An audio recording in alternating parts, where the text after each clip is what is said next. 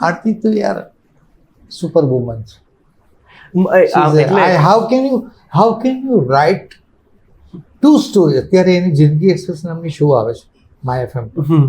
She writes 2 stories 6 to 8 સવારે આવે છે. હા, સવારે 6 થી 8. એ 6 થી 8 માં એને 2 વાર્તા કહેવાય, એક કલાકમાં, દરેક કલાકે ગીતો સાથે. તો શી રાઇટ્સ 2 સ્ટોરીઝ ડેલી અને રેકોર્ડ, અને ત્યાં રિલીઝ થાય છે સોમથી શનિ. સો અઠવાડિયામાં એ સોમથી શનિ એટલે કેટલા દિવસ થયા? 6 દિવસ. અઠવાડિયામાં એ 12 સ્ટોરીઝ લખે છે. શી પ્રોડ્યુસીસ films, she handle houses, she handle our house, my craziness, મારી પેલી હું સહેજ પણ હેલ્પ ના કરતો હોય એવી અવસ્થા, આરોહીનું બિઝી સ્કેડ્યુલ, મારી દીકરી કેવી રીતે લંડન મ્યુઝિક ભણવા ગઈ, નાની દીકરી, તો એનું કેવી રીતે એડમિશન, શું, એટલે મલ્ટી ટાસ્કર. How can? તો મને તો ખબર જ નથી કે હું તો ફિલ્મ કરું છું. આટલું કહીને તો હું આખા સમાજને જાણે દોષિત માનતો હું એવી રીતે વર્તું છું, અને પેલી આટલું બધું કામ કરે છે. અને એ દરેક વખત એમ થાય કે હું સહેજ વધારે કરું તો આ કરી શકું, એવું એનું છે. એમ ફૂલ સપાટ અમે 2 જણા કેરેક્ટરની રીતે, એટલે દિમાગની રીતે અમારા બંને વચ્ચેનું કોમન પાસું એ માત્ર લવ ફોર અવર આર્ટ, બીજું કંઈ જ કોમન નથી. શી ડ્રિંક્સ કોફી, આઈ ડ્રિંક ટી. ત્યાંથી શરૂ થઈ અને બધું જ જુદું છે.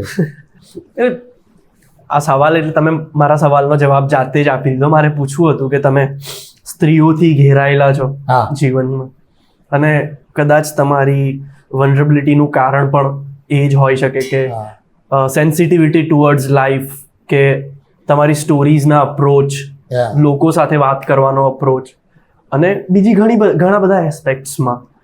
તો એટલે કોઈક વાર તમને એવું ફીલ થયું છે કે યાર હું આ લોકો માટે ઇનફ નથી કરી શકતો જેટલું આ લોકો મારી માટે કરે છે?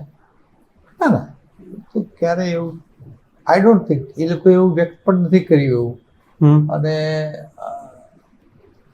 અમારા ફેમિલીમાં આઈ ડોન્ટ થિંક કે મેં કર્યું છે એવું જ હું નથી માનતો. ઇનફ તો ક્યાં, મેં એ લોકો બધા પોતાની જન્મ સાથે પોતાની ડેસ્ટિની લઈને આવે છે. પેરેન્ટ્સ આર લિટલ, તમારે જે દિશામાં જવું છે એના આશીર્વાદ આપે, બસ દેટ્સ ઓલ. પેરેન્ટ્સને શું, પેરેન્ટ્સ કોઈ, અને અપાર્ટ ફ્રોમ દેટ કે આ બધી સ્ત્રીઓ જે સાથે હું રહી રહ્યો છું, મારી મમ્મી, મારી પત્ની, મારી 2 દીકરીઓ, આ બધા સાથે હું રહી રહ્યો છું કારણ કે ઈશ્વર મને એક જુવાનીમાં એક એવી ક્ષણો આપી છે કે જેમાં I was ditched by 2 or odd relations, અને ડીચ્ડ ખંજર બંજર જે કંઈ જેને કહીએ અત્યારે ભાષામાં, એવા પ્રકારના જે થયા પછી હું કાં તો બહુ જ વિમેન હેટર બન્યો હોત અને ખતરનાક ફિલ્મો બનાવત.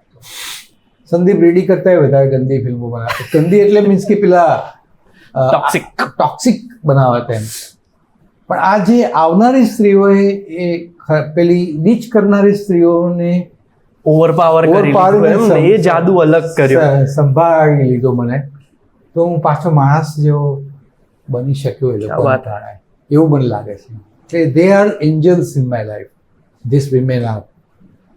બિકોઝ ઓફ દેટ હું બચી ગયો એ ટોક્સિક લાઈફમાંથી. એમ કે નાવ આઈ કેન અન્ડરસ્ટેન્ડ કે એ લોકોના, જેને ડીચ શબ્દ વાપરું છું, એ લોકોના બી પોતાના પોઈન્ટ ઓફ વ્યૂઝ હશે. તો મેં બધાને ફરગીવ કરી દીધા છે ક્યારના. આ તો જસ્ટ સ્ત્રીઓની વાત નીકળી એટલે